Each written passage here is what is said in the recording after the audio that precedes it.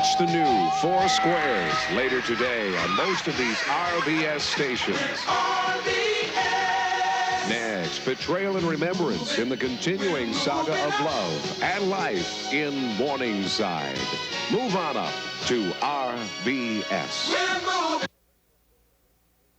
We interrupt our regular programming to bring you this special bulletin from RBS News. Good morning. This is Susan Miles in New York. There's a rapidly unfolding situation in Charleston, South Carolina this morning, where an unidentified group is holding 4 hostages on board a ship. Apparently, they are demanding to make a statement live over the RBS network. Megan Barkley is in Charleston and has more on that story. Susan, the situation began approximately 1 hour ago when the Coast Guard attempted to board a vessel that had berthed at the wrong dock. The footage you are about to see was taken by a crew from the RBS affiliate in Charleston, WPIV. This is unedited material. As you'll see, events were happening very rapidly. Charleston docks were quiet today as talks broke down again between longshoremen and the Port Authority. This is quiet, right? Great. Very nice. Thank you. All right. Dock strike, take 4. Charleston docks were quiet today. What's going on here? What's happening here? Trying to get closer, Captain, all right? Come on, let's get closer.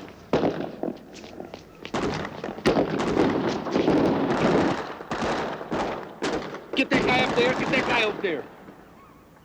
Get that guy in the boat, you got him? You wanna get a little closer, you okay? Come on.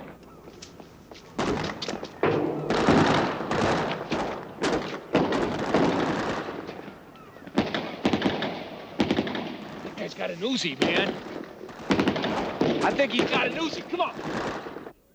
Reporter Stephen Levitt and cameraman George Takashima were covering a dock worker strike.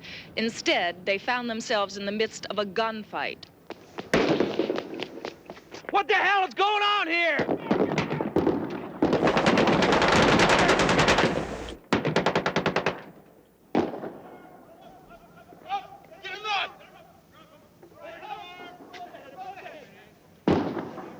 That was the last image from Stephen Levitt's camera an hour ago.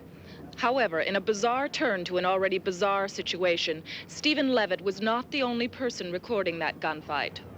Tourist Leonard Mattelman of Wheeling, West Virginia, was on a sightseeing boat taking pictures of the aircraft carrier Yorktown across the harbor.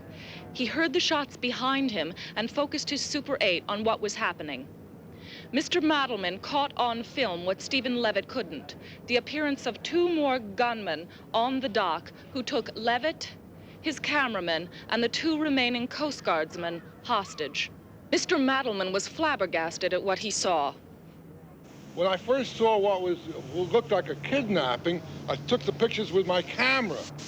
And then I just realized that there was all this shooting going on, so I just ducked down. You. Yes. Within minutes, police had closed off the area, and the 3 wounded Coast Guard personnel were taken to area hospitals. The ship, a tugboat named Liberty May, was found to have been leased out of Norfolk, Virginia, 3 days ago by someone named James Lawson. For 30 tense minutes, that's all that was known. Then WPIV, the RBS affiliate in Charleston, received a radio telephone call from Stephen Levitt. I'm allowed to say that I'm being held on the ship. I am unhurt. George is here along with the two Coast Guard personnel. Now they have a demand. What they want is a live feed over RBS. Tell them. All right, I'm being told to say that if they don't, that they will begin to kill the hostages in 1 hour if they do not receive a live network feed. Okay, that's it. Susan, that's where the situation stands right now. As I said, the call took place 30 minutes ago. Since then, there's been no further contact. I understand there have been discussions with RBS in New York. You'd know more about that than I. Thank you, Meg. We do know more about that now. As you can see, I've been joined by the Dean of RBS News, John Woodley. John, I understand you were a participant in those discussions. Yes, thank you, Susan. I've just come from 25 minutes of meetings between the FBI and representatives of RBS News. Just moments ago, an agent from the FBI's New York Bureau had this to say. Do we have that yet? This is right after the meetings. No, the Bureau can't take a position on what they broadcast. We're not censors. Our policy is to save lives wherever possible. This is not the time to go into the ethical questions, and many are raised here involved in giving unrestricted access to the airwaves. The point right now is that lives are being threatened. Now, this group, whoever they are, has proved its seriousness by wounding 3 Coast Guard personnel. The FBI and RBS management feel that literally when someone is holding a gun to your head, you do as you're told. And with that disclaimer, we're going back to Meg Barkley with the understanding that the preparations for that live feed are underway. Meg, do you see any sign of that? Susan, a WPIV crew began stringing cable in the direction of the ship a few moments ago, but they seem to have been stopped by several of the police ringing the dock. Meg, it's our understanding that the FBI has spoken with the local There they go, John. police. They're stringing the cable toward the ship. Meg, do you have any information on Steve Levitt? I've met Steve Levitt on several occasions, actually. He's very well thought of. I understand he's 31, he's single, he's a graduate of the University of North Carolina, and he's been a reporter at WPIV for 3 years. I don't know if you can see it, but there's somebody there. There is one, he's coming, I believe this is one of the terrorists. He's still holding an automatic weapon. He's taking the cable, he's taking it onto the ship. He has the cable. I think it'll be a few moments now before the connection is made. John, I have some information about the cameraman, George Takashima. He's 39 years old, is married with 4 children, has won several awards for outstanding camera work, and was a combat photographer during the Vietnam War. Susan, we have some information about one of the Coast Guardsmen. He is at an area hospital. He is in critical condition. So far, he's been undergoing... Meg, we seem to be making contact with the ship. Out on the dock. I believe that was Stephen Levitt, the reporter being held hostage on board the ship in Charleston, South Carolina. Dock in harbor. Sometimes these connections are very difficult to make. My cameraman. Mr. Levitt, this is John Woodley in New York. Can you hear me? John Woodley. John, yes, I can hear you. Yes, this is Stephen Levitt in Charleston. Let me start over, if you may. This morning, while covering a dock strike, my cameraman, George Takashima, and myself witnessed an extraordinary firefight that broke out between Yes, we were able to see that amazing footage. During the course of that firefight, us... we were taken hostage and are now being held along with 2 Coast Guardsmen, whom I believe you can see them behind me. Susan Miles here. Yes. Are there any injuries aboard the ship? No, Susan, no. There are no injuries aboard the ship. Everybody here is fine. Can you tell us who this group is and what their demands are? I can tell you that the leader of the group is Dr. Bruce Lyman. With him are Dr. David McKeeson, I believe. That's good. Okay. All right, Mr. Lyman. Mr. Woodley, if you don't mind, I'm Bruce Lyman. This is Dr. Dave McKeeson. And with us are Diane Silverman, Jim Seaver, and Frida Barton. Dr. Lyman, you have demanded a live feed over the RBS network as a condition for the release Mr. Woodley. of the hostages. We're going to begin to release the hostages, the Coast Guardsmen, in a few moments, as soon as we have an understanding. The Coast Guard hostages. Now, what about Mr. Levitt and Mr. Takashima? I'm sorry. We're going to need Mr. Levitt and Mr. Takashima for further communications. Sir, the agreement called for the release of all the hostages. No, Mr. Levitt. No. John Woodley, Dave McKeeson here. The agreement, I believe, called for the release of the hostages, and so we will now, we might do it now. We will now be releasing the Coast Guard hostages, okay? Mr. Levitt and Mr. That's outrageous. No, Mr. Woodley, I can guarantee you that Mr. Levitt, no harm will come to Mr. Levitt or to Mr. Takashima as long as our feed is not interrupted. And what are our options? No, you don't have any, John. We're not discussing that now. Are they around the front? Mr. Woodley, I believe that you're, that Meg Barkley on the dock can verify that the Coast Guardsmen are being released right now. Mr. Woodley, do you have that? Meg, are you hearing this? Susan, I don't see anyone right now. Oh, wait a minute. There are some people, I think there are, there are 2 Coast Guard personnel coming around the front of the tugboat now, and a van has driven up. It's an emergency response van, a Coast Guard, there's one of the terrorists, I think that was the same terrorist we saw earlier. They're being greeted. The 2 Coast Guardsmen are being released. They are being placed into the van now. The crowd here is cheering. And the van is driving away. Dr. Lyman, I understand you have a statement to make. Okay. Thank you, Mr. Woodley. Ms. Miles. We're a group that believes in survival. And I am a former strategic weapons planner for the Pentagon, so I know whereof I speak. There has been a serious change in the strategic thinking of our leaders. They now believe that they can wage nuclear war. They believe that they will wage nuclear war, and they believe that they'll win it. Now, if that frightens you, that's good. We're here in Charleston today because Charleston is a major staging area for nuclear offense. You have Poseidon submarines, you have Air Force and naval weapons areas, and we think that this is a good place to start. What's happening? Okay, good. Keep an eye on things.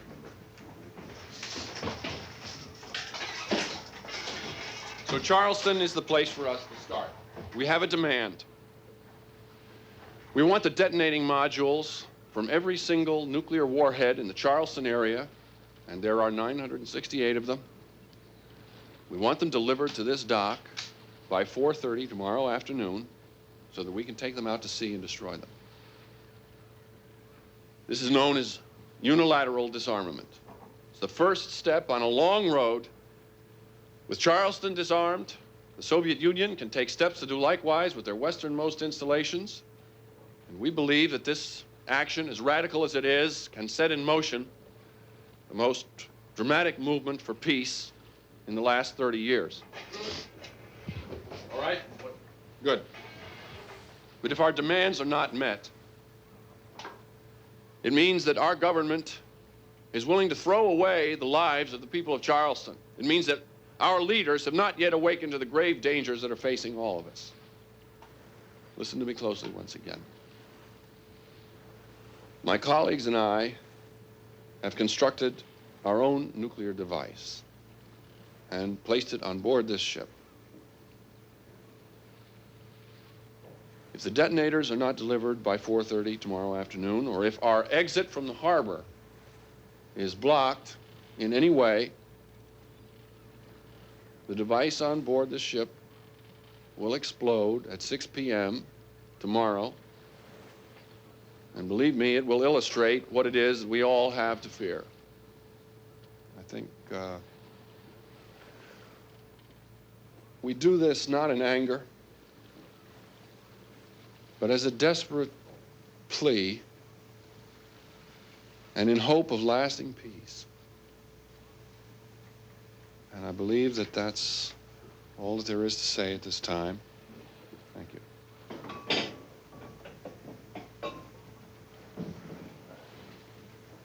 Mr. Levitt, there's nothing more to say at this time, and I want you to cut back to New York, and the authorities are going to have to think about what Charleston is worth to them.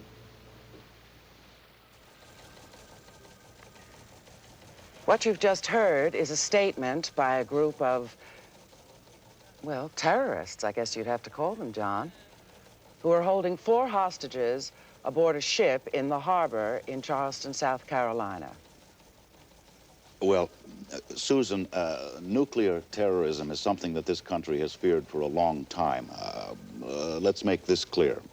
We don't know anything about this group. We have no evidence that their threat is real. There have been several hoaxes of this kind in recent years. Well, nevertheless, they claim to have a nuclear bomb on board, and they're threatening to explode it by 6 o'clock tomorrow evening if their demands are not met. They have wounded 3 Coast Guardsmen, 1 critically, and are holding 2 newsmen hostage. I think we'd have to say at this point, bomb or not, that this situation is a highly dangerous one. RBS News will stay with the story as it develops.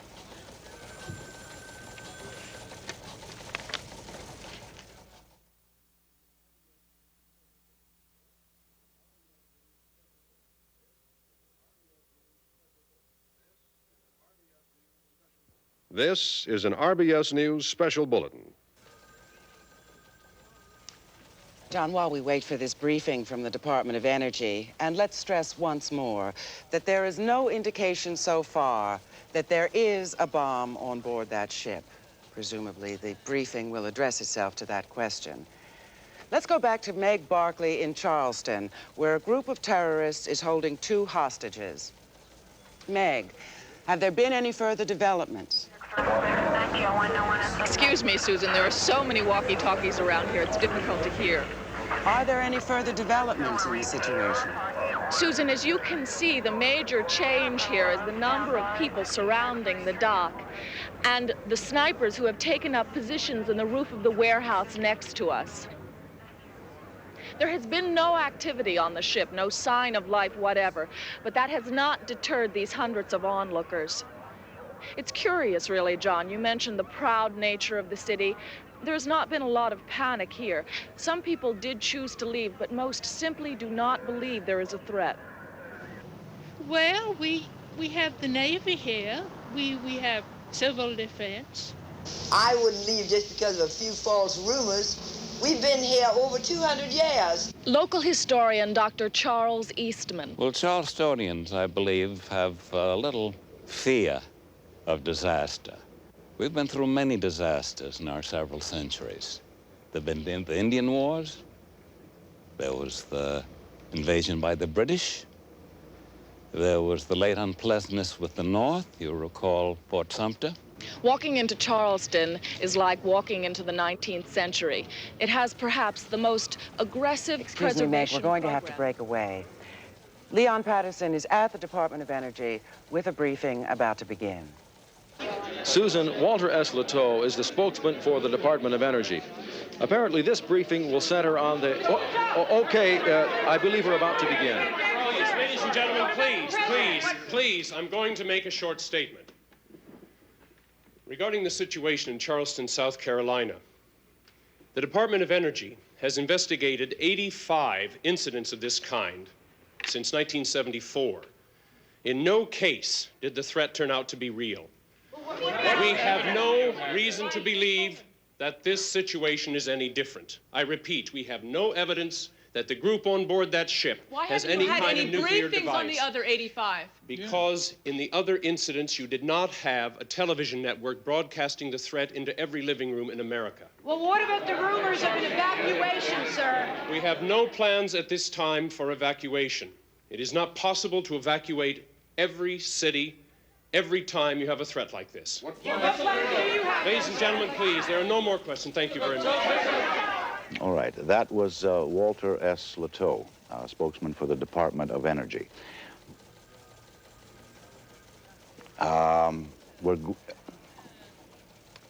We've had another demand for a live feed from the terrorists on board the ship in Charleston. Now, because of the danger to the 2 hostages on board, RBS is being responsive to these further demands for airtime. Stephen Levitt, are you there? John, I'm sorry to interrupt you, but Dr. Lyman has a point he wants to make, and he wants to make it right now. Thank you, Steve.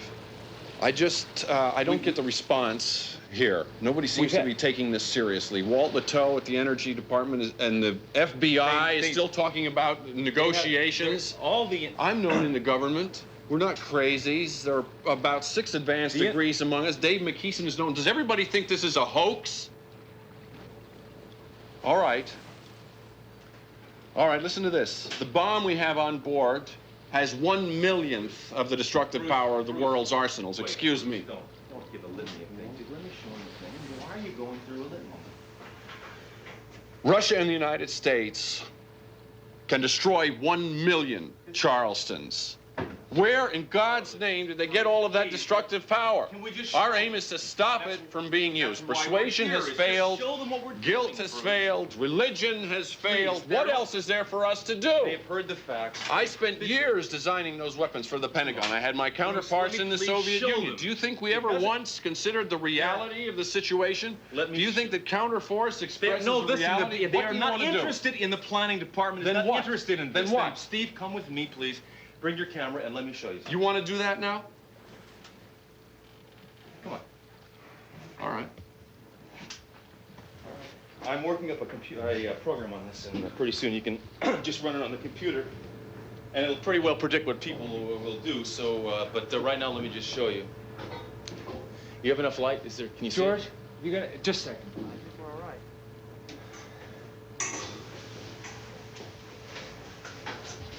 Okay, all right, go ahead. Okay, this is it. Now, this is an implosion device. For those of you who are interested, this is what took out Nagasaki. It has 5th generation mechanics. It's based on the classic Los Alamos design. It contains 5.2 kilos of plutonium. Now, I'm not going to get into the yield from 5.2 kilos. You have people who can do all that. Let me just say that the plutonium was stolen from Hanford, Washington in June, and I don't know. Can you speak up just a bit? Well, we started in March. We started in March and June and July and November of last year. Now, for those interested, I have taken the precaution of installing several anti-tamper devices of my own design. If anybody touches this thing, if anybody moves this thing, if the ship is moved, if the ship is towed out to sea, or if it is exploded, or if it is breathed on in any way that I don't like, this bomb will go off. Now, the only person who can disarm the anti-tamper devices is yours truly. Don't try bribing me and, offering me computers and stuff. I have all that kind of stuff. The only way to get me to disarm this thing is to bring me the detonating modules. Now, there are NEST guys out there. This all can be verified. This is not a problem, and Mr. Woodley can just check it out. We're not amateurs.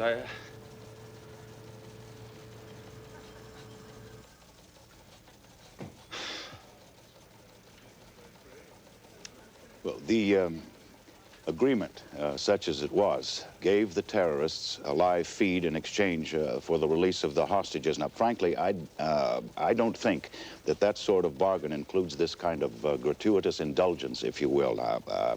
I think I should reiterate, we do not know if their threat is real, and until that's determined, I think we should reserve the right to at least practice some restraint. Liz Richardson is at the White House, where I believe the president has just arrived. That's right, Susan. The president was at Camp David this morning when the crisis began. He was not scheduled to return until tomorrow. This is a shot taken a few minutes ago. We don't know if the Charleston situation had anything to do with this change in plans. The feeling here is that it did not. Acting Press Secretary Bob Grafton made it clear that, at least with the information now at hand, it's pretty much a local matter. Back to you. Thank you, Liz. Ellen Stevens is at the FBI, and she's been able to compile some information about these terrorists on board the ship. Voted most likely to succeed at the Dorset School's class of '58, Bruce Lyman surprised everyone by joining the Marines and became one of the first Americans to serve in Vietnam as an advisor in the early '60s. Later, he attended Dartmouth, received a PhD from Yale in political science.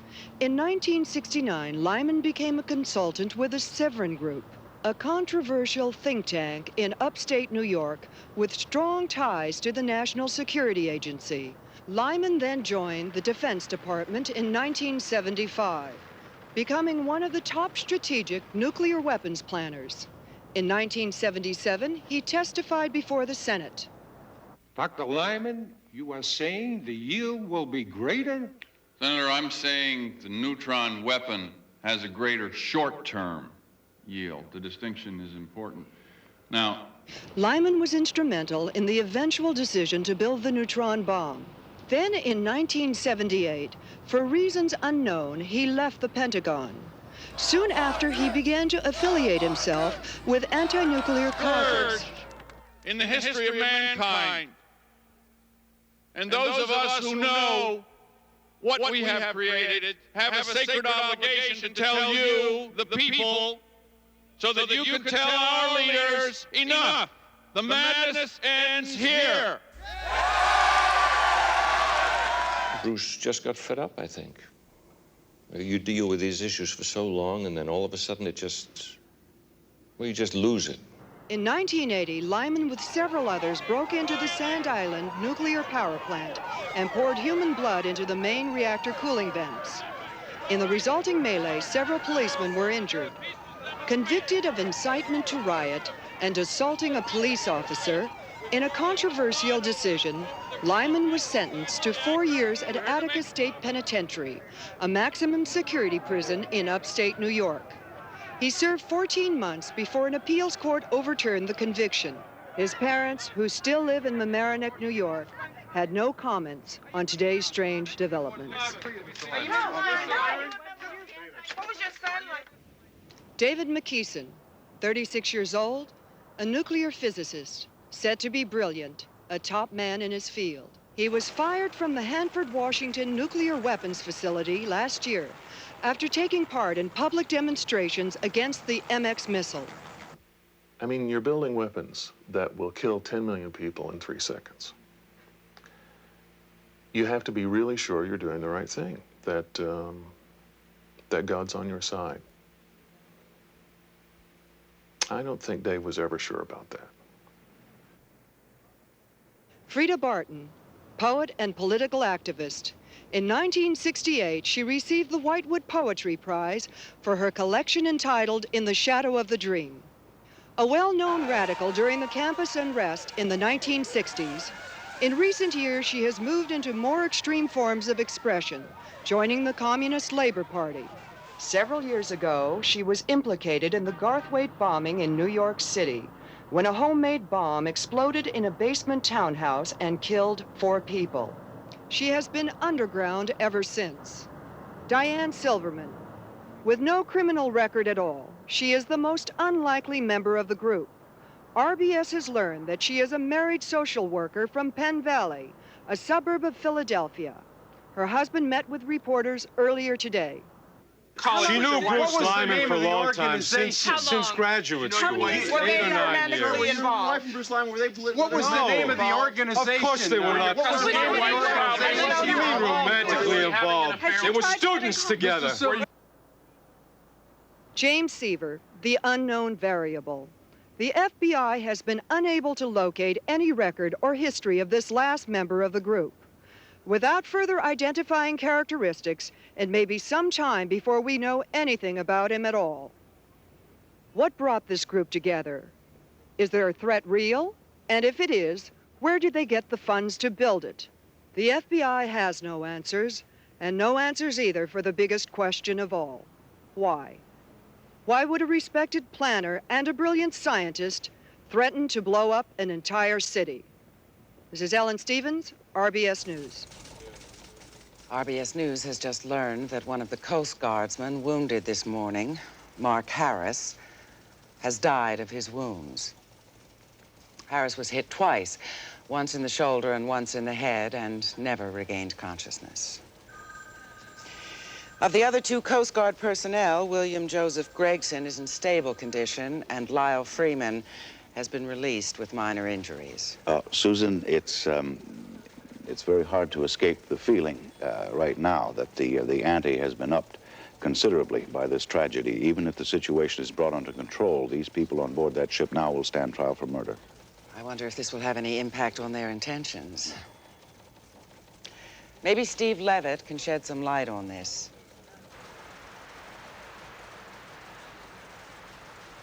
Are we getting through to the ship? Steve Levitt, can you hear me? Yes, we are here. We saw that report on the monitor, as we have seen everything that has come over the monitor. You would have to say that the group is reacting very strongly to this news. Perhaps we can talk to Frida, Miss Barton. Could you give us some sort of statement concerning the death of the Coast Guardsman? Well, there's a lot I could say, but saying never achieves the doing. Well, let us not forget that one man is like all men, and all men dying is a succession of one man dying. And I grieve for this one. I grieve for his family. And I say indeed, and I mean it, I am sorry. I am deeply sorry. But I am concerned with all men. And does this distract me from my goal? No, not in the least. No. Dr. Lyman. Oh, no. Dr. McKeeson. David?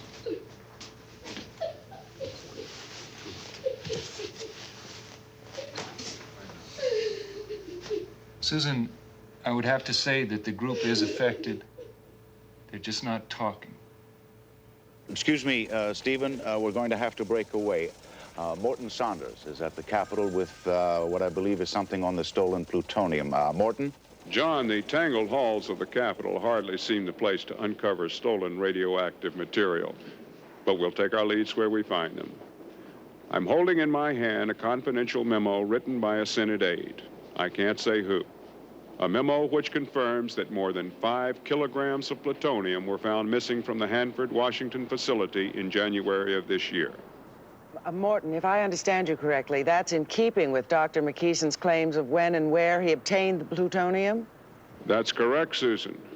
This in the face of several government denials that any plutonium was missing. Have you gotten any response at all to the memo you're holding? We're expecting that shortly. The off-the-record response has been nothing short of a firestorm. Everyone's been operating under the assumption that this was a hoax. Now they're not so Morton, sure. I'm being told that the White House is going to make an announcement in a very few minutes. Perhaps the mystery will be cleared up. Let's hope so. In the meantime, we're going to speak to 2 gentlemen who might be able to throw some light on this situation. One is Dr. Niels Johansson of the Institute for Energy Research at Princeton in New Jersey, and the other is Dr. Morse Mansfield of the Severin Group in upstate New York. Dr. Mansfield, what about this plutonium? Ms. Miles, there's a myth about plutonium security, that the stuff's just lying there waiting for somebody to put it in his pocket. It's just not true. We have inefficiency. Good God, yes. I'd believe Hanford lost the stuff, but I'll be damned if I believe Bruce stole it. Dr. Johansson. Yes, and on the other hand, David McKeeson is one of the 5 or so more intelligent atomic scientists working today. This, I would say, cannot be a good sign, yes? Gentlemen, we'll be going to the White House in just a few moments. This demand for the detonating modules. I don't believe the bomb is real.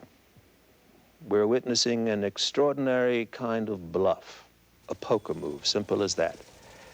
Dave McKeeson discovers 5.2 kilos are missing from Hanford and says he stole them. I'd hate to modelize a retreat on that basis. Dr. Johansson, a few seconds. Morse wishes to play card games with the life of an entire city. Are you asking me if I think the bomb is real? I think David McKeeson is capable of it. Yes. Thank you, gentlemen. We're going to have to break away. Robert Grafton, the acting presidential press secretary, is about to make a statement from the White House. The president has asked me to make an announcement. We're not going to take any questions. To our knowledge, I want to make this clear. To our knowledge, there is no evidence that the threat in Charleston has any substance whatsoever. It is a cruel and irresponsible affront to the citizens of that great city and to everyone who calls himself an American. Now, in the interest of public safety, to ensure order and calm, the president is ordering the limited evacuation of the Charleston area. is taking this step. He is taking this step to assure the people of Charleston that everything possible is being done. The evacuation will be handled under federal emergency guidelines, and we'll have further briefings as the situation resolves itself. Thank you. That was acting Presidential Press Secretary Bob Grafton announcing a limited evacuation of the Charleston area. Susan, it's impossible for them not to realize the effect this announcement will have. Well, he took great pains to make it clear that there's no evidence that the bomb is real. It's also significant what he didn't say. He didn't say there was no nuclear material on that ship. I presume that's something that can be determined. Nor did he mention the missing plutonium, whether to confirm it or deny it. I suppose if we need evidence that their threat has substance, we'd have to go aboard that ship and have a look for ourselves. Short of that, I think we have to ask ourselves, what does the government know that would suddenly make it change its course and order the unprecedented evacuation of an entire city? RBS News coverage of the events of this extraordinary day will continue.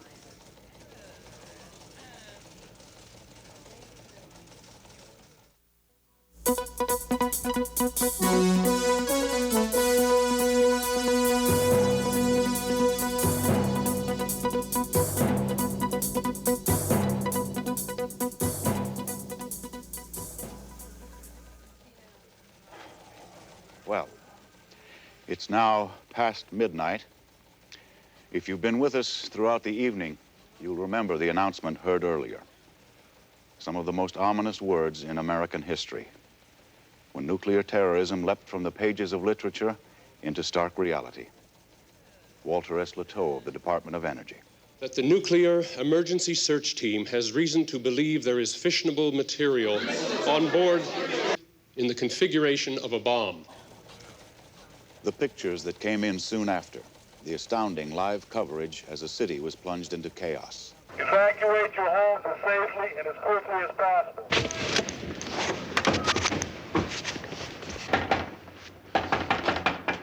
Ma'am, we're evacuating this part of the city. If you get your valuables in your possession. A nightmare come true.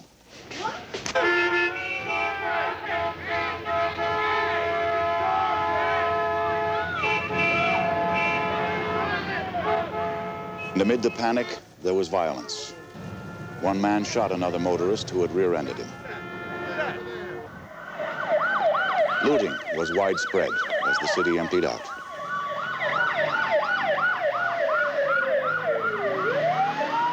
And many of those who tried to leave found themselves blocked at every turn. In a scene that reminded many of the refugees from Poland in 1939, thousands of people were forced to carry their belongings out of the city on foot, dragging wheelbarrows, hand carts. It continued throughout the night. Bernard Frost was there. The Federal Disaster Control Agency had a plan for the evacuation of Charleston, but it proved to be totally inadequate. There's no reason for panic at this time. Just calm down.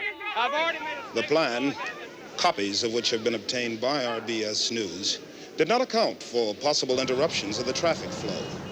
Not even stalled cars or flat tires. Within a half hour, there were many of both.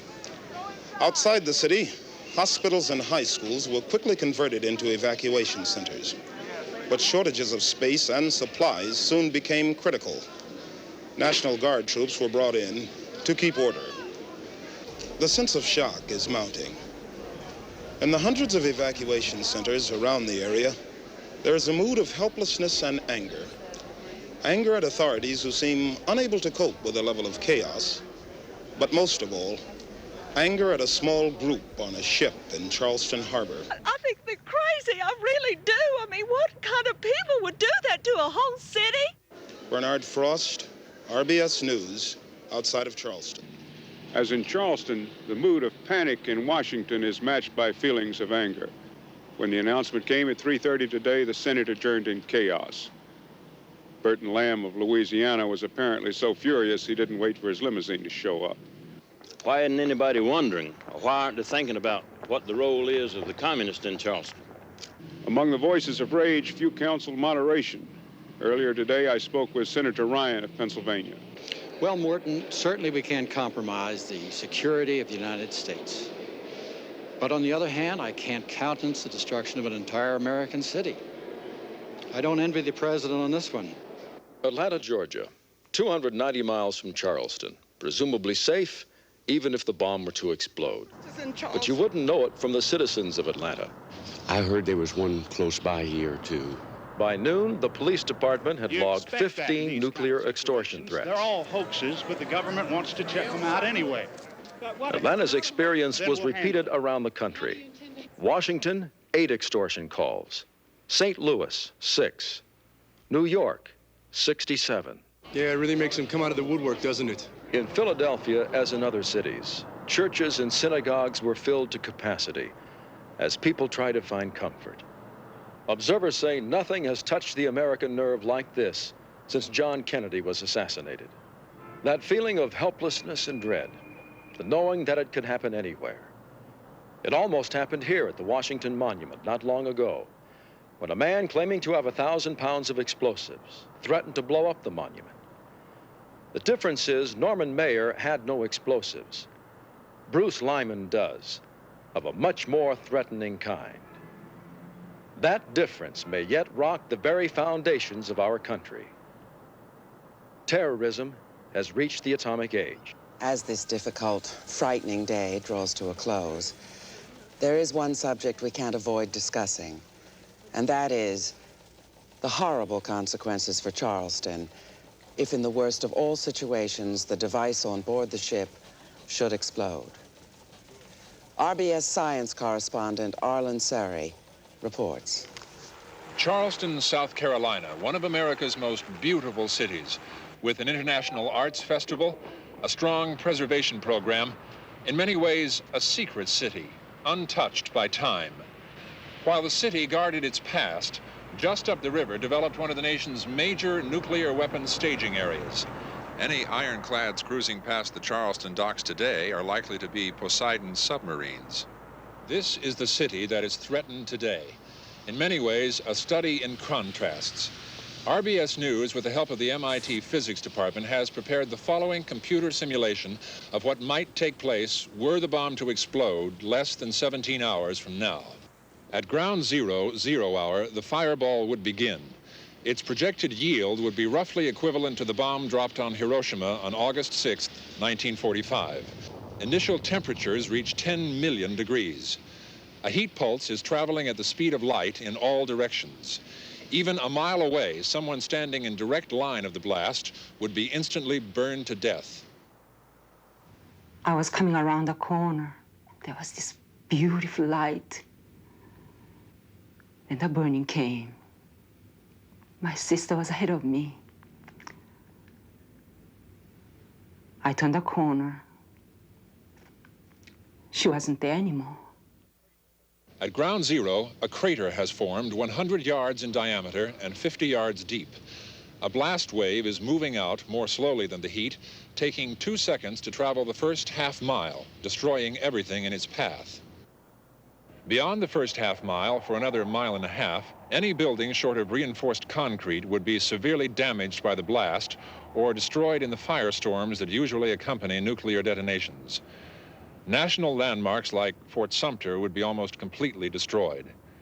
In this first 2-mile radius around ground zero, there would be very few survivors. And those who did survive would suffer extreme radiation poisoning. One of my brothers died of leukemia in 1958, another in 64. I think we're paying the price every day. Because this would be a ground blast, a phenomenon known as the nuclear footprint would form. A corridor 5 miles wide and 50 miles long, stretching out from ground zero, contaminated by radiation, uninhabitable for years. In short, an atomic explosion in South Carolina would be devastating beyond the imagination of most people. A catastrophe such as the United States has never seen. Arlen. Yes, John? Is it possible to compare the weapons deployed today, the kind the Russians may have aimed at Charleston, with what the terrorists have on that ship?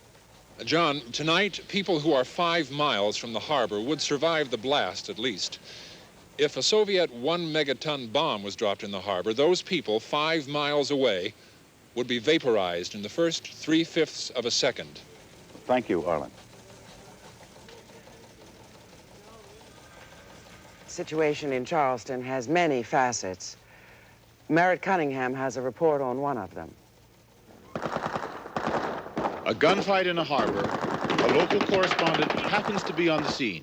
Within hours, the situation escalates into a major crisis.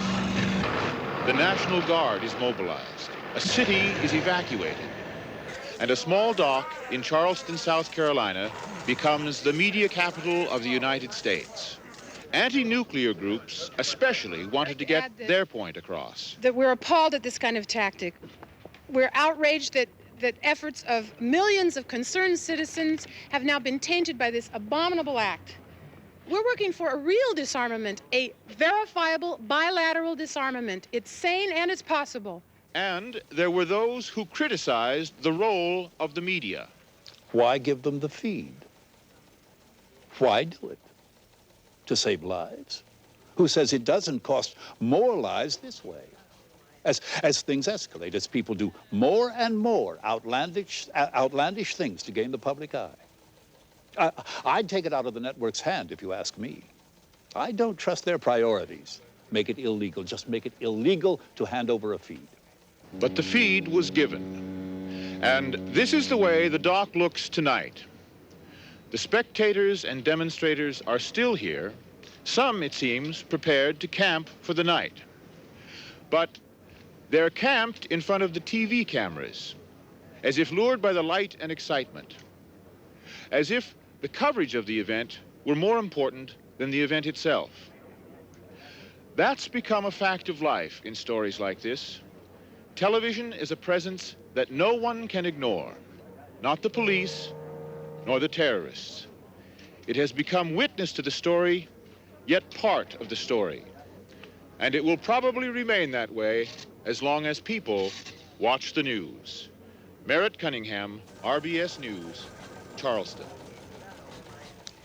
You know, John, this live feed from the ship, it's a product of amazing technological advances, and we have to wonder, if it were not available, would the terrorists have been able to gain a national forum, as they have? Well, Susan, I think that reporters always tend to be blamed for the bad news they bring. Well, yes, but it's a question of complicity.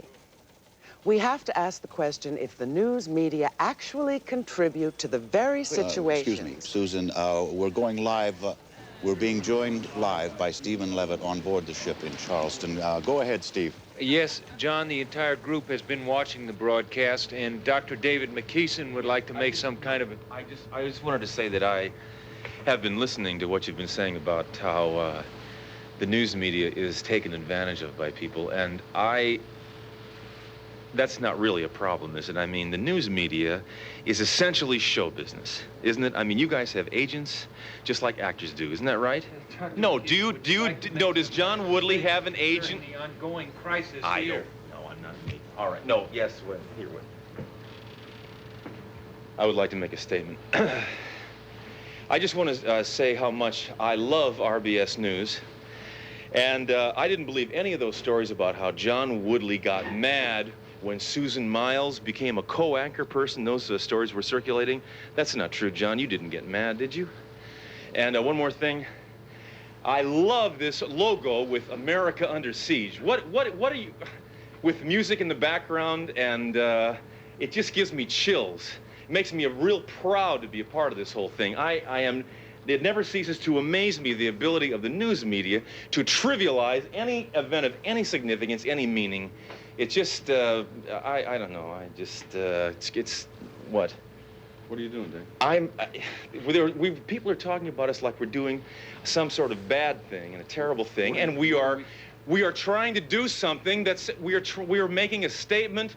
We're trying to do a good thing, just like John Woodley is trying to do a good thing, and I think that we're together on this. Right? Well, I think any connection between what Dr. McKeeson is doing and RBS's attempts to cover it is highly remote. John, the news, you guys eat us for breakfast and for lunch. You have like an earthquake or a plane crash or something. John Woodley, good Anglo-Saxon name. I hope it's his own. He's not the enemy, Dave. John? He's just a friend. John, are you there? Yes, Dr. McKeeson. Well, does this qualify as gratuitous self-indulgence? Well, perhaps that's in the mind of the beholder, Dr. McKeeson, if you choose to think of it like that. Getting John mad here now. I mean, don't mean to get John mad. See, I'm just trying to improve your rating points. You think this is about ratings? John, okay, John, you tell me. Look, here's what you do. I want you to call up NBC, call up CBS, and get them on the line, and you tell them that there's a story here that you don't want to cover anymore. This will show me then.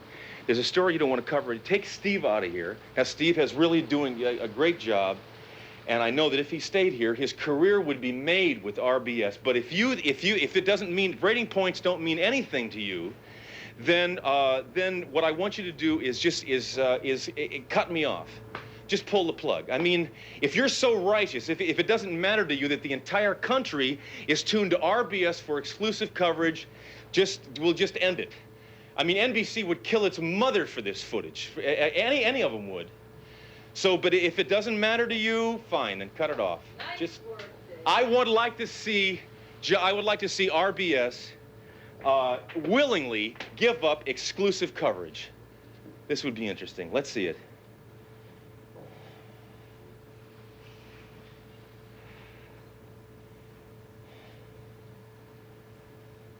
I'm waiting.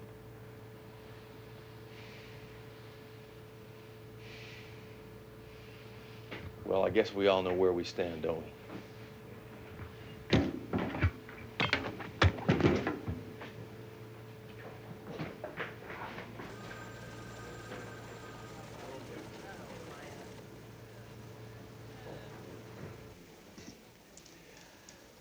That was Dr. David McKeeson, one of a group of terrorists threatening to detonate a nuclear bomb 17 hours from now. He made several points about the exploitation of news events by the news media. And as an example, he used RBS coverage of this particular event. It was a strong attack. I think I can say very strongly worded. And just to make sure that the factual record is clear, RBS News long ago made Stephen Levitt's reports from that ship available to all the other networks. This exclusive coverage that Dr. McKeeson referred to simply does not exist. And I think that's all that need be said on that subject. This is John Woodley and Susan Miles in New York. RBS coverage of the crisis in Charleston will continue.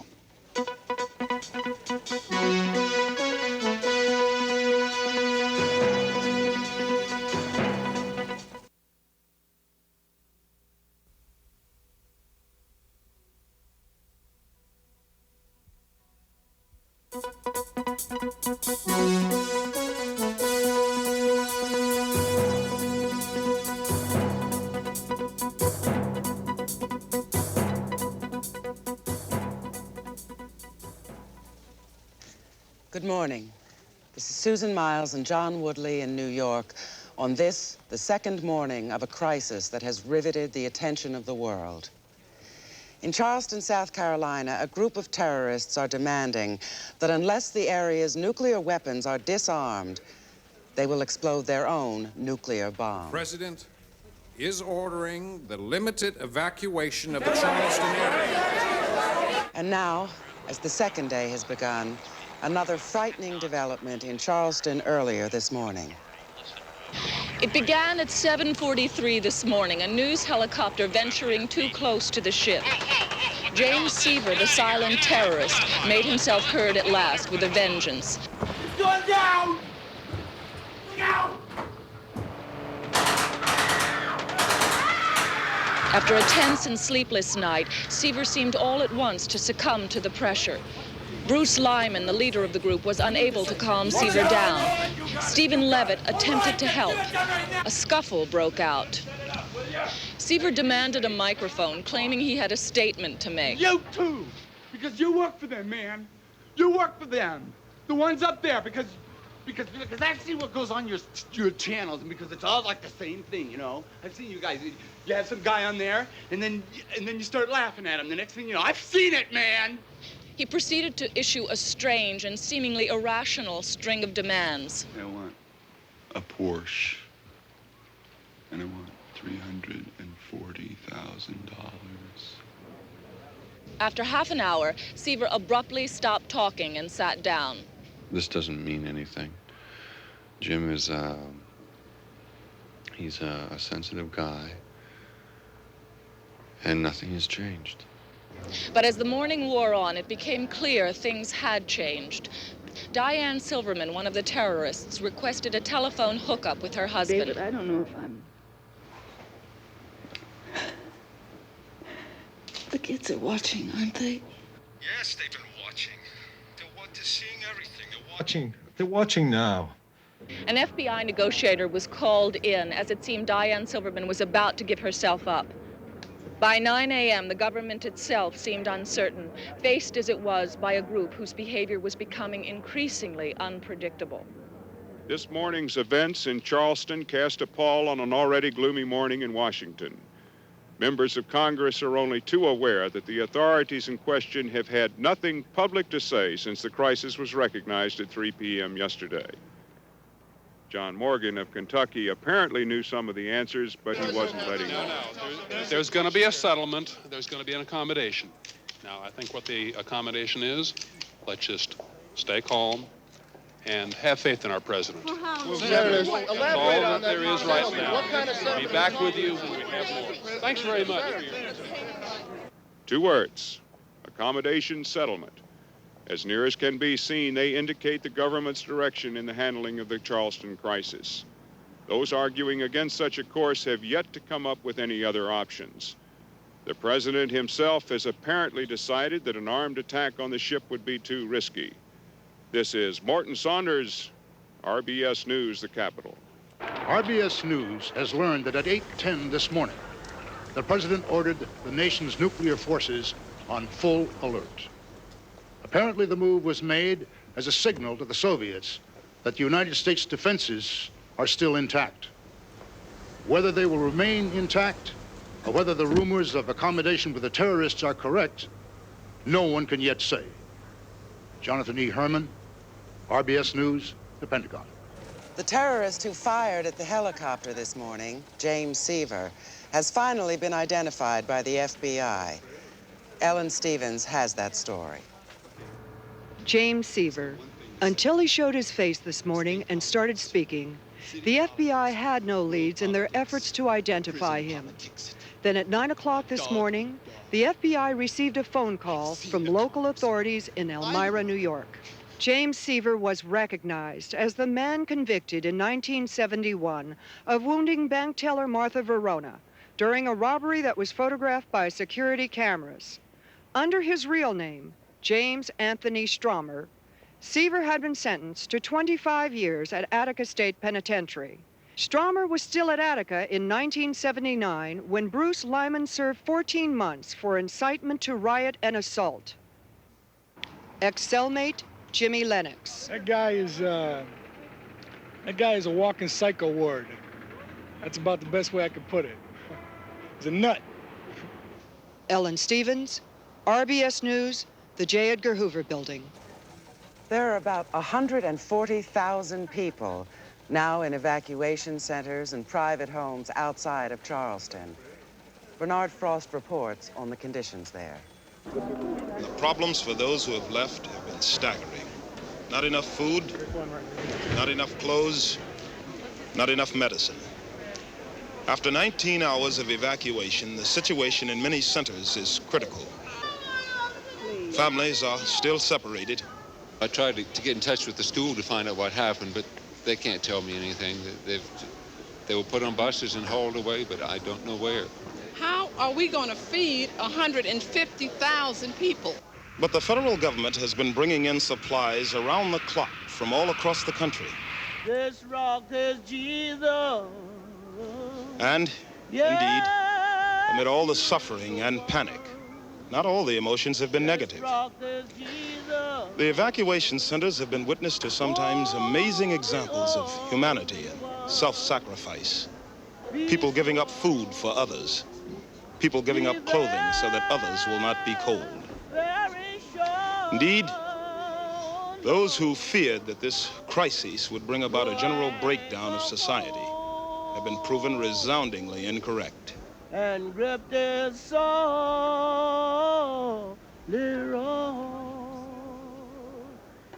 If there is a message to be found, something about the resilience of the human spirit, this must be it. Bernard Frost, RBS News, at the Cali Junior High School. Some residents of Charleston have expressed a Excuse me, I'm being told that we're going back to the ship now, perhaps for a clarification as to whether Diane Silverman is giving herself up to the FBI. Steve Levitt.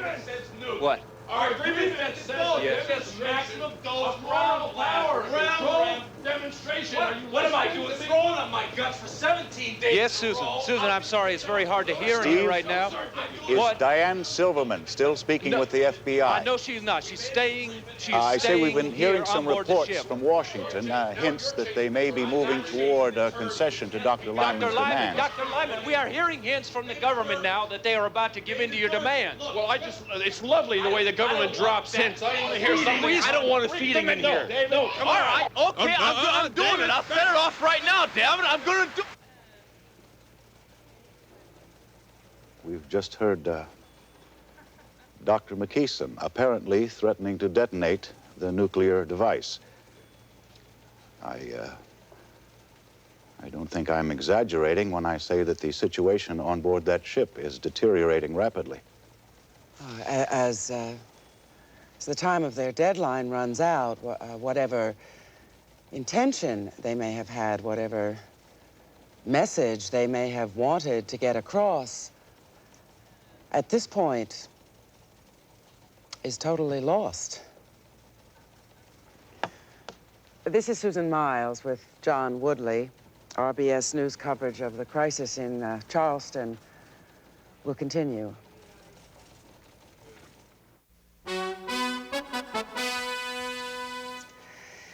It's now 4:20, 10 minutes before the first deadline, and an hour and 40 minutes before the bomb is set to explode. There's no word from the ship or the government, although there are some changes around the dock, as Meg Barclay reports. The images you are seeing are from unmanned cameras surrounding the Liberty May. Within the last half hour after the exchange of gunfire, all the demonstrators, spectators, media personnel, all mobile units were moved back a safe distance from the ship. The RBS control position is now on the aircraft carrier Yorktown, which has a permanent berth as a floating museum across the harbor from the tugboat. Meg, what is the distance? How far are you from the Liberty May? About 2 miles. Is that considered a safe distance? No one will say, actually. It's the furthest we could get and still cover the story.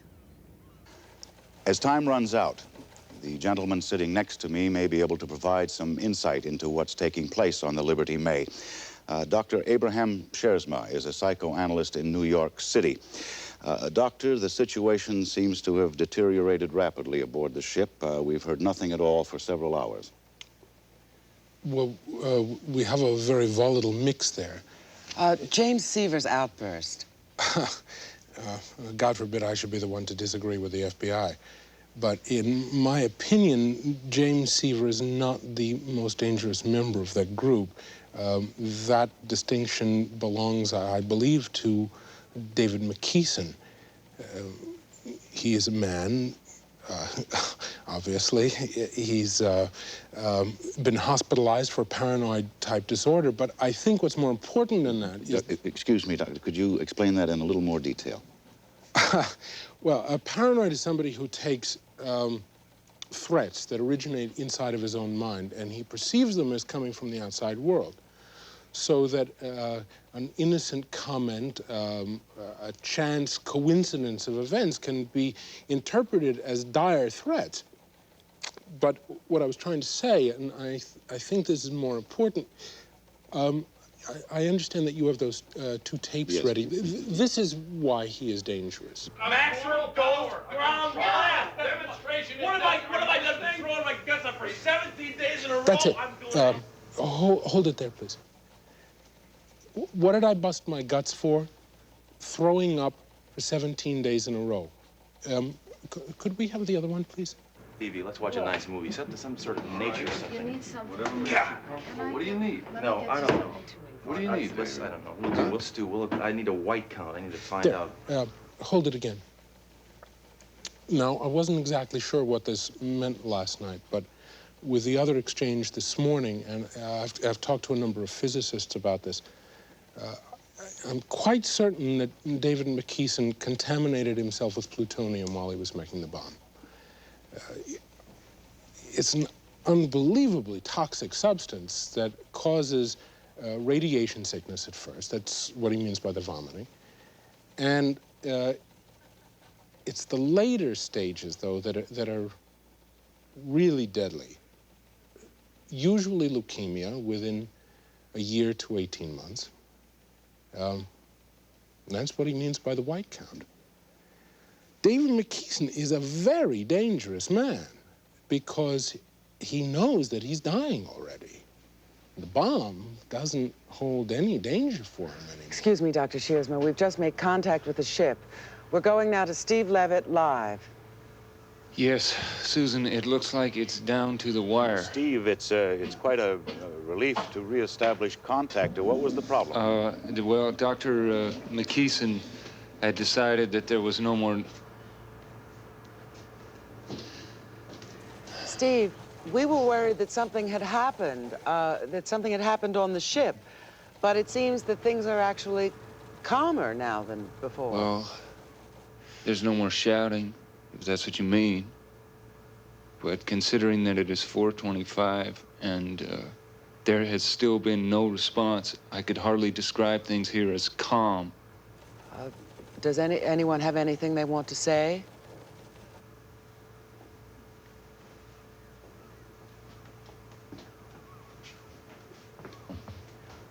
Let me talk to Bruce.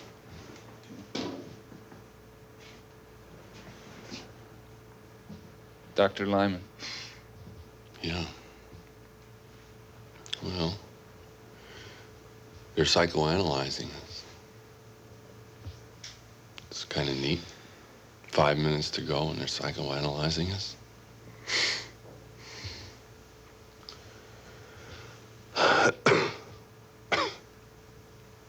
I haven't lost control of anything.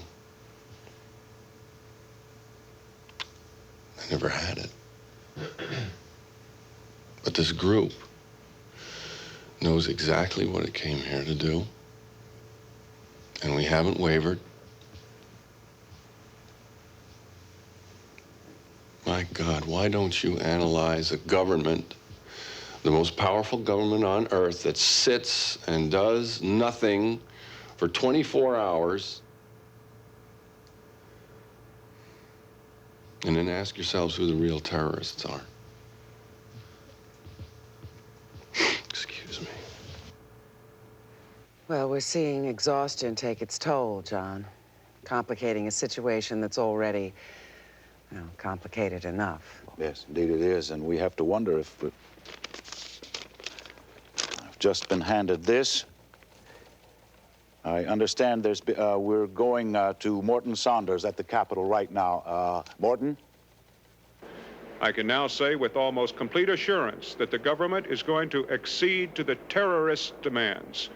I've had this story confirmed by the Department of Energy, the Senate, the FBI, and the White House. Just moments ago, Senator Lackland of Wyoming had this to say. The government never gives in. The government accommodates. What about the demand? I have no other statement. This from a man who last month said that execution was too mild a form of punishment for terrorism. John, I think we're going to see events move very quickly now. Morton, I'm being told that we have Jonathan Herman at the Pentagon. Perhaps he can substantiate it as well. Jonathan, are you there? John, reports that... John... I'm having difficulty hearing you, Jonathan. 25 minutes now. Can you hear us? John, reports that the government is giving in have been circulating in the Pentagon for about 25 minutes now, and everyone I've talked to has denied it. For the Defense Department to accede to the terrorist demands would entail large crews working feverishly all around the Charleston area. I can tell you almost unequivocally that no such large-scale activity has been seen. Now, I know that Morton has confirmation from White House and DOE, but I must tell you there is none here. Thank you, Jonathan Herman. We have two conflicting reports now, and it's anyone's guess at this point, now less than a minute before the deadline and an hour and a half before the bomb is actually set to go off. John, it would seem likely that in spite of what Jonathan Herman says, that the government will accede to the demands. Well, Susan, on the other hand, it's been the long-standing reasoning of the Israelis never to negotiate with terrorists. And they've had a lot more experience with this sort of thing than we have. Time is running out. 12 seconds. 8 seconds. I don't see what could happen now. 3 seconds.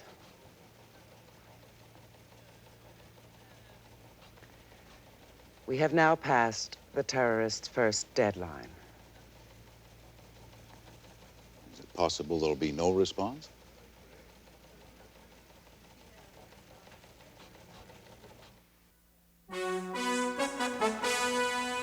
It's now 4:31 and some seconds. We don't know what may be delaying the government's decision. We have now passed the terrorists' first deadline, the one they felt would give them enough time to take the detonators out to sea and destroy them. As for the bomb itself... Excuse me, Susan, we're going to the White House right now, where a briefing is about to begin. Authorized the removal of 968 computerized detonating modules from the strategic nuclear warheads based in the Charleston, South Carolina area. These modules have been removed from their warheads and are now on their way to the tugboat Liberty May. There, they will be loaded onto the ship. When the loading is complete, the ship will be allowed to move out to sea. Neither the loading nor the exit from the harbor will be impeded. Signed, the President of the United States. Thank you. We may at least be seeing the end of the drama in Charleston. We'll go now to the ship for a reaction from the terrorists. Dr. Lyman, it looks as though you have succeeded. It's hard to tell. We may have won. I don't know. The signs are auspicious, but we're going to have to see those trucks coming here before we start singing any hosannas. Jim, take a look from the bridge. Grafton is an inveterate liar. He is an incurable liar. We won. You've never believed him before. Frida, yes? We won. It doesn't matter whether the detonators come or not. We put our case before the American people. We won. John, have we got any confirmation of the trucks coming down now? We had a report not 5 Meg Barkley, can she see the trucks? Can we get some confirmation that the trucks are indeed coming Steve, down? I can't see anything right now. I'm going to look at the monitors from the unmanned cameras. I should be able to see the trucks when they get to be about 100 yards, maybe even 200 yards from your position, but I can't see anything right now. While we're waiting, let's go back to the Capitol and Morton Saunders. After all, he was the one who went with this story before anyone else. Well, Mort, first the plutonium and now this, batting 1,000. Thank you, John. I can now say, now that the announcement has been made, that the government reached John, its I think I see the decision trucks. approximately 45 minutes. Yes, I definitely see the trucks. I'm seeing a convoy of trucks. They're beginning to arrive right Meg, now. We're going back inside the ship for... Oh, God, we did it! This is it, John. It really seems to be happening now. Let me see if I can get... We Dr. Lyman. What do you think of that, Steve? What do you have to say to that, Do you think Steve? that the American Lemonade people are going to Street accept your tactics? Steve, I never wanted to explode that bomb. Dave, we did it. Doctor, do you think that the it. American people will accept your The tactics? suffering in the world is too dangerous, Steve. They'll accept it. I know they will. God, thank God. Excuse me. God bless the United States. Dr. McKeeson, do you believe now that the trucks are really... John, as you can see... Steve, the trucks are arriving at the dock right now. You could probably see them if you look out through the window. The trucks are parking now. They're unloading some boxes. Can you see any official personnel? Is there any military presence there at all, anything like that? No, I can't see anybody right now. I'm looking in the monitor, and I can only see what you can see. But it does appear that they are proceeding as requested by the terrorists. Oh, look at that. Look at that. It's a great day. Great day. Great. The picture went out. Steve, what is going on here? What's going on? There's no picture. I don't know. Steve, what is going on? I don't know what's going on. Come on. Maybe somebody stepped on the wire. Nobody stepped on the wire. George, Nobody stepped on the damn thing. Now, what's going on here? Step on the wire, George. Steve, I don't know what's going Nobody on. touched anything. Somebody touched the wire. What's going on? Seaver, what's going on Wait. out there? New York, see this? What do you see out there? What there? John. All right, Steve, John, I'm being told John, that we we're have going no to put picture our here on the right now. monitor, John. They've had a power failure in a don't have no transmitter at picture on the monitor. WPIV. Steve, there's nothing intentional here. Every television... Well, why don't you tell that to Dr. Lyman, because he can't hear anything over the monitor now. Dr. Lyman, we understand there's been a power failure in a transmitter in North Charleston. What? It has nothing to do whatsoever with what you're seeing on the dock. What? Every television in Charleston is off the air. What? They say there's been a power failure. No, there's not a power. They're having a power failure right now. They're still unloading out there. Well, get ahead. Go up there and see what's going on the bridge. What's going on? Come on. Oh, my God. I'm telling you. Oh, my God, those are troops. Give me that. Give me that.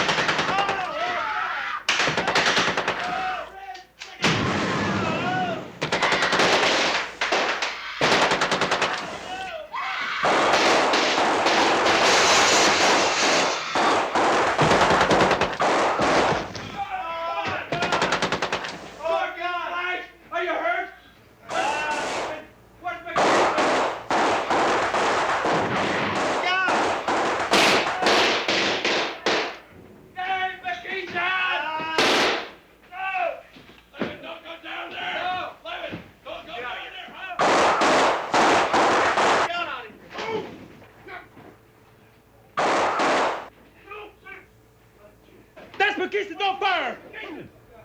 Don't come down here. Don't come down here. Don't panic, man. Don't come down here. I'm telling you, don't come down here. Take it easy, all right? No. Don't come down here. Take it easy, man. All right, I'll do it. Don't do it. See, Dad, I'm the reporter. I'm the reporter. Anybody else alive up there? Yeah, there's a woman up here. She's the only one. Where's somebody down here? George, are you all right? George, I'm the reporter, man. I'm the television. George, I'm cut. That's not very neat, man, but I'll tell you what, you do it. You got it, George. We got the bomb, man. We got it. It's all right.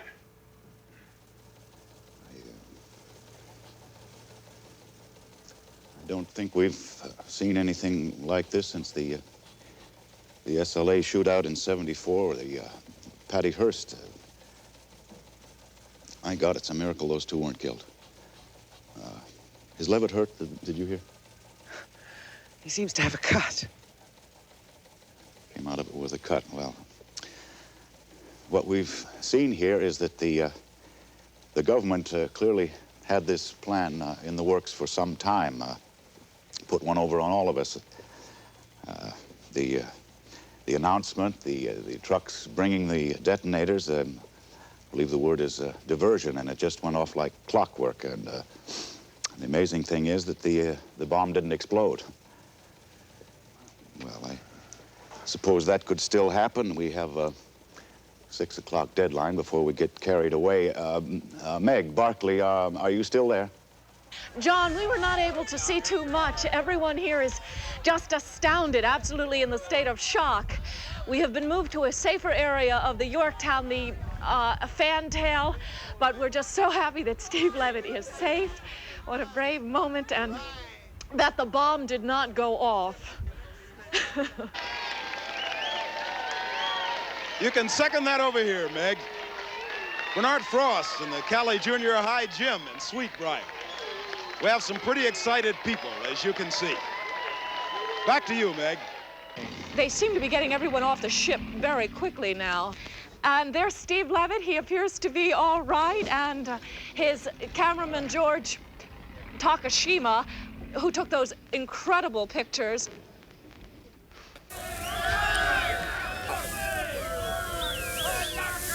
We're seeing the picture from George Takashima's camera. Steve, can you hear me? Yeah, John?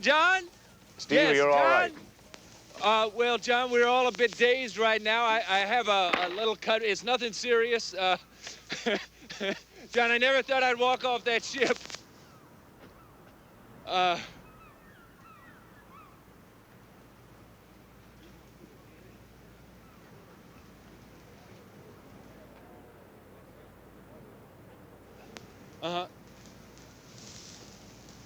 They're bringing them out now. That's Jim Seaver. Steve, excuse, I believe that's Bruce Lyman.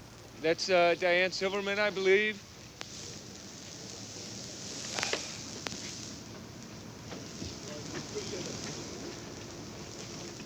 There's Jim Seaver there.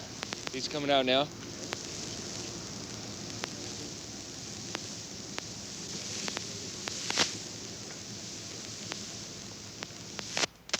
Steve, did Lyman say anything during that final firefight? Did he have anything at all to say to you?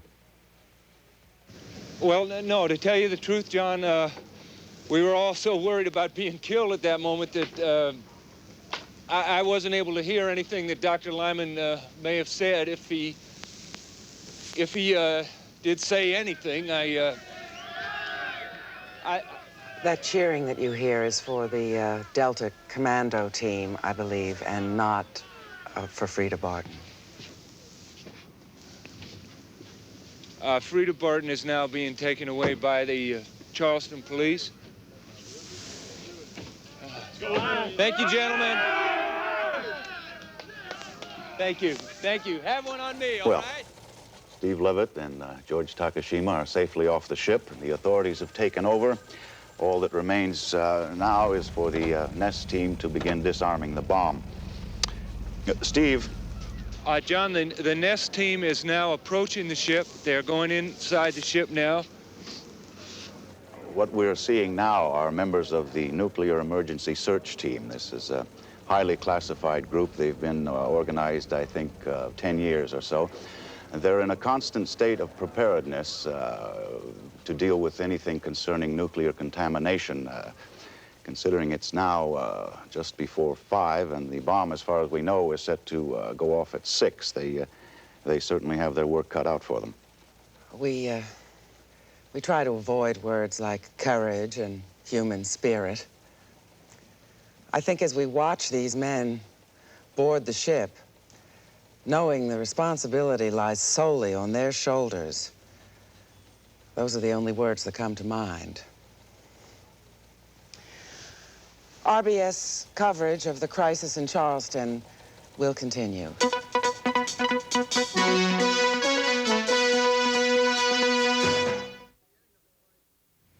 From the beginning of the crisis, our intelligence showed unmistakable signs of Soviet strategic alert. It was impossible to consider even for one moment, the weakening of defenses on the southeastern seaboard of the United States, not when we had a feasible plan for securing the ship. It is now 20 minutes before 6. As you know, we've been standing by for the past 45 minutes, watching members of the Nuclear Emergency Search Team go on board, stabilize the environment on board the ship, determine that the anti-tamper devices were in effect, and they've decided to disarm the bomb where it sits. I said before, and I will repeat, The attack on the terrorists was predicated on the total confidence that the nuclear emergency search team would be successful in disarming the anti-tamper devices on the bomb. Ladies and gentlemen, thank you very much. The image you see behind me is from the Nest camera that they've brought on board the ship. Dr. Niels Johansen, the physicist from Princeton, has been kind enough to rejoin us to try and clarify some of what we're seeing. Dr. Johansen, a few moments ago on the dock, Stephen Levitt told us that the technicians had actually left the ship. Now it seems that that's not true. Mr. Woodley, disarming a bomb is the easiest thing in the world. It's equivalent to pulling a plug. The problem here is getting to the plug. Dr. McKeeson has set up so many fail-safe devices, so many anti-tamper devices, double-blind devices, that the experts have spent the last 35 minutes just trying to get through them. A mistake in any one of them could set off the bomb. Give me the double. That's it. Okay. All right. We're going to separate. Okay. Coming over. All right. We're going to separate. He's disconnecting the status circuits that keep maintain the constant. Is that one terminal? I've got up to about a 4.3 here. Whoa. What's this voltage? Can you read it? It was already separated. He clipped it. Is that one? So, whoa. It's frying now. All right. 8-4 procedure. Implement. Go. All right. Lay it down to me. Here we go. Hold it. I'll read it. Okay. Hold on. All right. Now. John, something seems to be going wrong here. Have you heard anything there in New York? Dr. Johansen. There's a double reverse situation and not what they expected. The danger is that having connected the SAT, it will set up a feedback that will... Dr. Johansen, please, in layman's terms. It's getting hotter. There is about 100 pounds of explosives in there, geared to set off the chain reaction. They have just put a match under the whole pile. Steve, you and George should move back. No, John, I'm going to stay right here. We still have 17 minutes left. I'm not going to leave the dock until these people leave. They are still... We still have about 17 minutes left, right? John, there are 2 more trucks now arriving at the dock. 5.5 here. Command control, do you copy? Do you copy? We're up to 5.6. What's the reading? All right. I'm up to 5.6. 5.6. All right, now we're going to have time. Something seems to be going wrong. I don't know what it is, though. Come on. I cannot breathe. I got to put together. My hands are shaking. Come on. Come on. We got to get out of here. Come on. Steve, you and George, get out of there. I'm sorry, John. I couldn't hear your last question. No, come on. No, things seem pretty calm here right now. There's not a...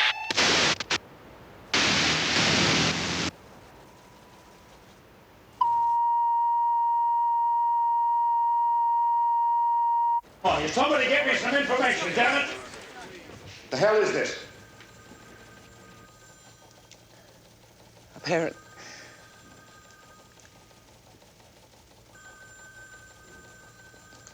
Apparently we have lost contact with Steve Levitt in Charleston.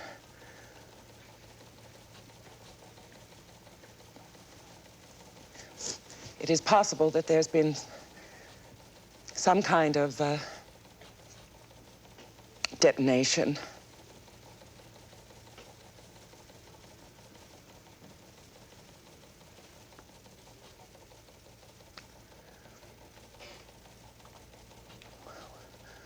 We're awaiting further details.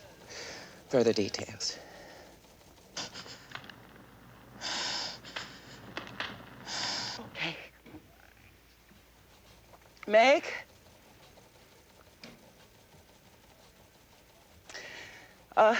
Barkley, we have Meg Barkley in Charleston. Can you, Stuart? Meg? Can somebody help? Meg, it's Susan Miles in New York. Can you hear me? You're there? Yes, Meg.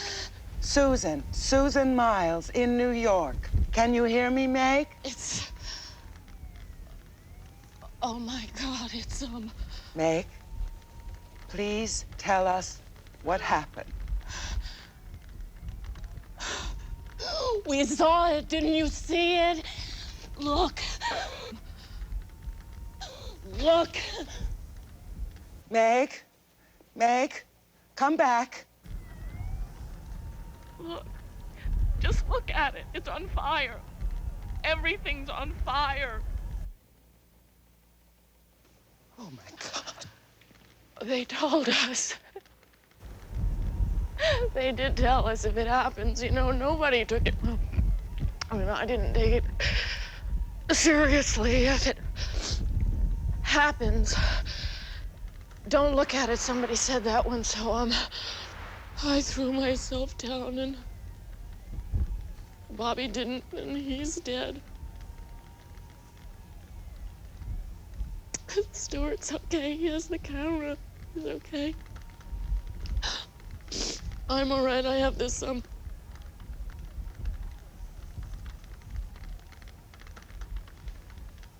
Is the radiation coming now? Does anybody know that? I mean, are we hurt? Are we gonna die?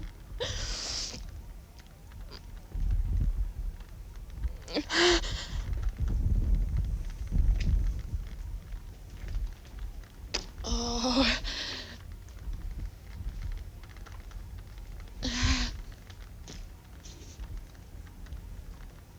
There's some glass here.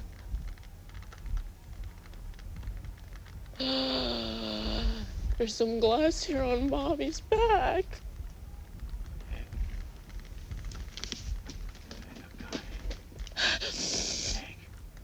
What? I've got tape of it. I've got tape. Stuart says he has a... He says he has a tape of... Tape of the explosion. Tell him to run the tape, Meg. Run the tape.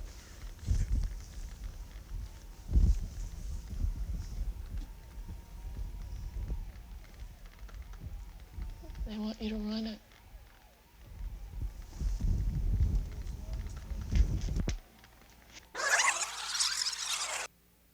Look, Bobby, what are those? What are those nest or chest guys? What are they? Nobody tells us anything around.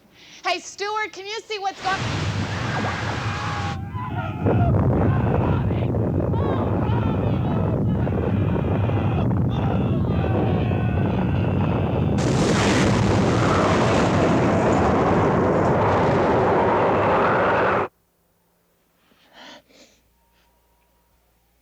Stuart, you think the radiation is gonna come now?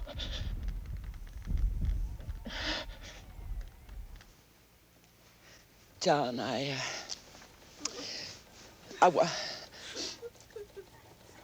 John. Is there something we can do? Is there anything we can do?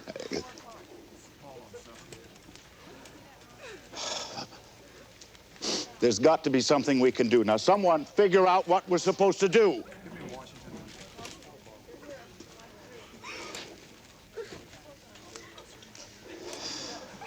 This is RBS News. There has been an atomic explosion in Charleston, South Carolina. Can we get somebody, anybody? Herman at the Pentagon. We have Merrick Cunningham now in Charleston. Firestorm of enormous force and destruction. The most unbearable people are, oh my God, this is terrible. I can't describe what's going on. Some of these people, the burns. It's just utter sheer confusion. Panic is, I can't go on.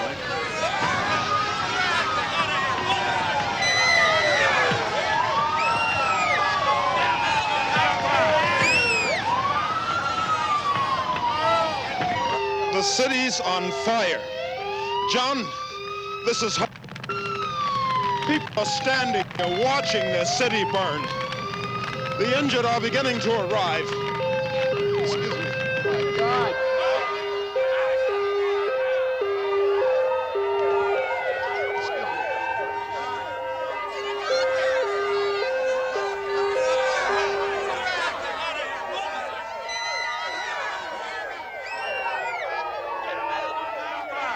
Oh my God.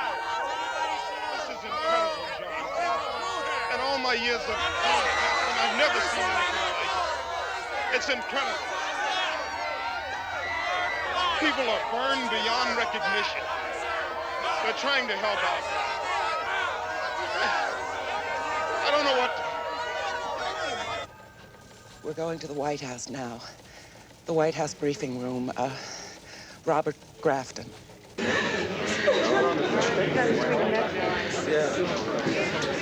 Ladies and gentlemen,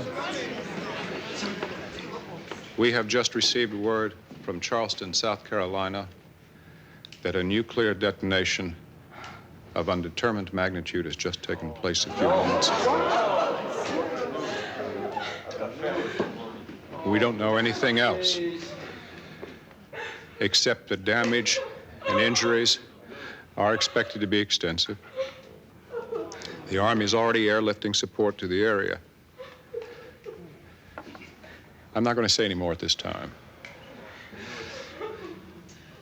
until we have a better idea of what exactly has taken place. There's just one last thing. Those who survived are going to need our prayers just as much as those who didn't. This is a very dark moment.